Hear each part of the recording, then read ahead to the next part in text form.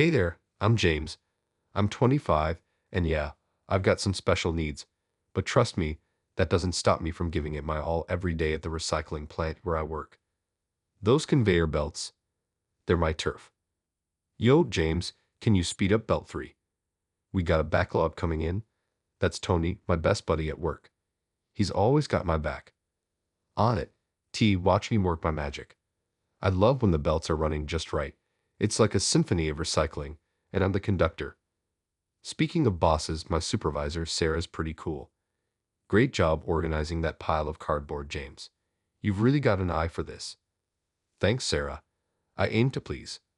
After a long day saving the planet, one recycled item at a time, I head home to my folks. Mom's usually there with a big smile and an even bigger hug. How was work today, sweetie? She asks, ruffling my hair like I'm still a kid. It was awesome, Mom. We processed a ton of plastic today. Literally. Dad's a different story. He's always got his nose buried in paperwork, muttering about numbers.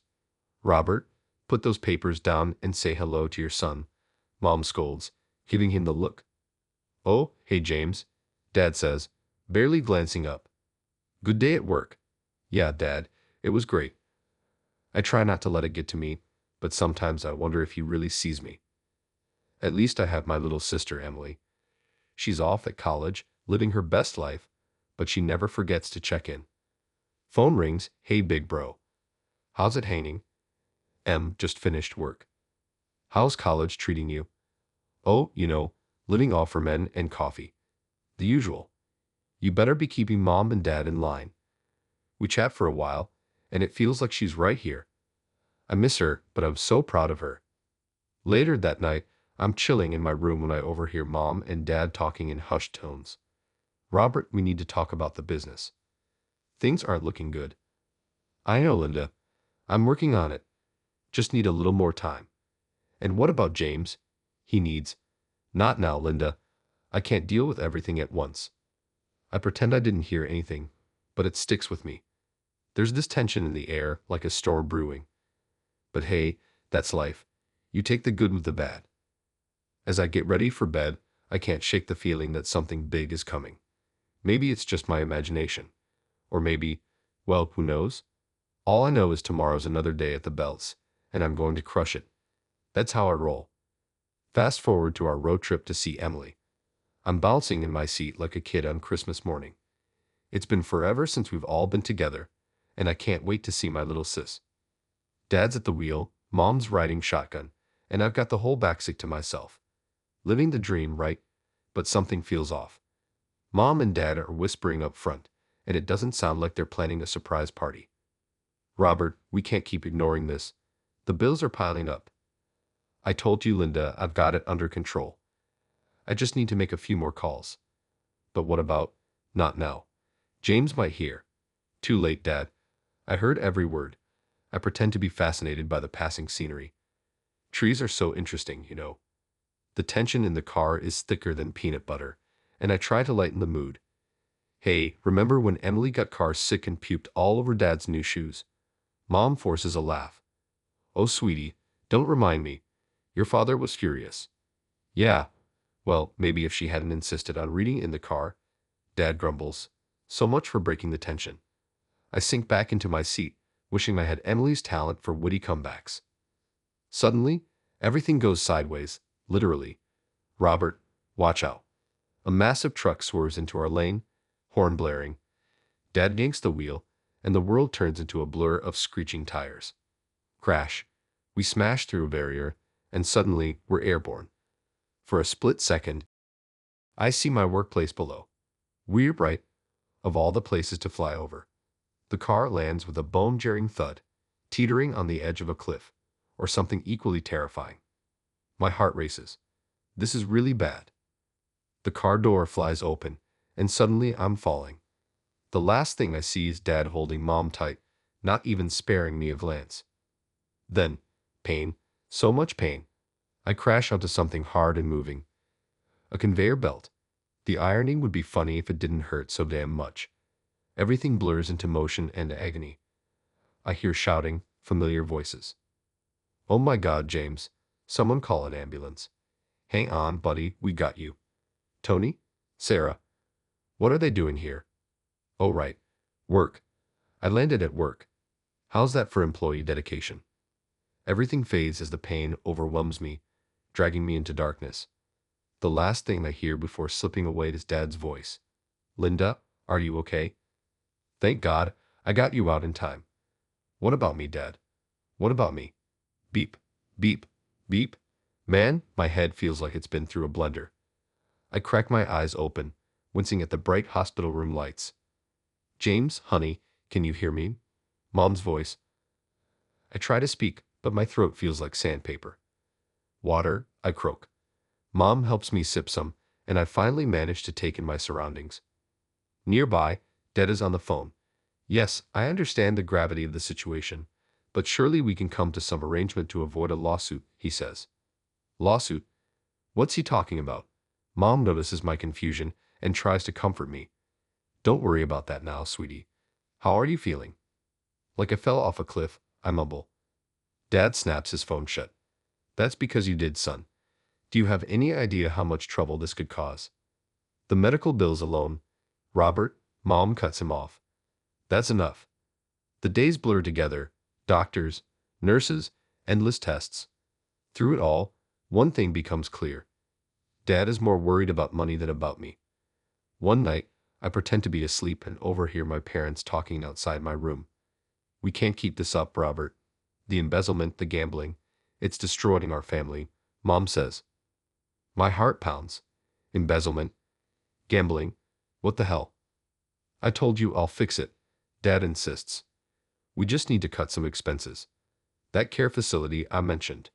No, I won't send James away. He's our son. He's a financial burden, Linda. We can't afford. I feel like I've been punched in the gut.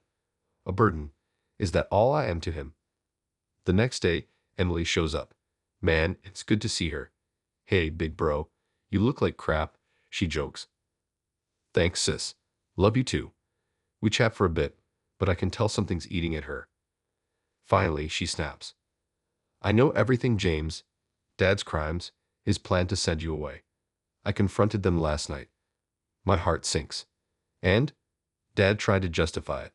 Mom just stood there, silent. Betrayal. That's the only word for what I feel. What are we going to do, Em?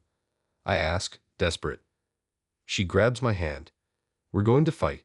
You and me against the world, just like when we were kids. For the first time since the accident, I feel a spark of hope. As the weeks pass and I push myself in physical therapy, that spark grows. I work harder than ever, teeth gritted against the pain. The nurses and therapists are impressed, but I'm not doing this for them. I'm doing it for me. One day, as I'm struggling through exercises, I hear Dad talking to my doctor. So, about that care facility. That's it. I've had enough. No, I say, loud enough for them to hear. Dad turns, startled. James, you don't understand. I understand plenty. I cut him off. I'm not going anywhere. This is my life and I'm taking control of it. Starting now. The look on his face. Priceless. But this is just the beginning. I've got plans, big plans, and I'm not letting anyone stand in my way. Watch out, world. James is coming back stronger than ever. Physical therapy is brutal, but I'm relentless. Every day, I push harder, fight through the pain, and prove everyone wrong. Finally, the day comes when I'm cleared to return to work. James, man, it's good to have you back. Tony grins, giving me a hearty slap on the back. Sarah's there too, beaming. We've missed you around here, she says. How are you feeling? Ready to kick some recycling butt, I reply, and I mean it. They ease me back into things, but I'm not holding back. I throw myself into every task, learning new skills, even taking on extra shifts. I'm determined to make a mark. One day, Sarah pulls me aside. James, can we talk? I've been watching your progress and, well, how would you feel about promotion? A supervisory role? My jaw drops. Are you serious? Dead serious, she says, smiling. You've earned it. Meanwhile, at home, everything is imploding. Dad's business partner has discovered the embezzlement, and the whole scheme is collapsing like a house of cards. How could you do this, Robert? Mom cries, but there's anger in her voice. To our family, to James. I was trying to provide for us. Dad shouts back. By stealing. By trying to send our son away. I try to stay out of it, but Emily is on the warpath. She's found me a lawyer, a real shark. We're going after him for everything, James. The accident, the attempted abandonment, all of it. Part of me wants to say no, to be the bigger person. But then I remember that day, the cliff, Dad reaching for Mom and not me. I remember financial burden. Do it, I tell her. The case doesn't even make it to court. Dad goes down for embezzlement, and his lawyer advises him to settle everything else. It's enough for me to get my own place and start fresh. Moving day arrives, and Mom is there, helping me pack. There are tears in her eyes. I'm so proud of you, sweetie, and I'm so sorry. I hug her tight. It's okay, Mom. We're going to be okay. My new apartment isn't much, but it's mine. All mine. That night, after everyone has left, I stand on my small balcony, looking out at the city. My city. My life. My phone buzzes. It's Emily. How's the new place, big bro? It's perfect, Em. Everything's perfect. And for the first time in my life, I really mean it. I'm not just the guy with special needs anymore. I'm James, supervisor, apartment dweller, survivor. I'm free. The story has ended, but now I have a question for you. If you were in my shoes, could you ever forgive a parent who saw you as a burden and chose to save someone else in a life or death situation? What would it take for you to consider reconciliation? Drop your thoughts in the comments below.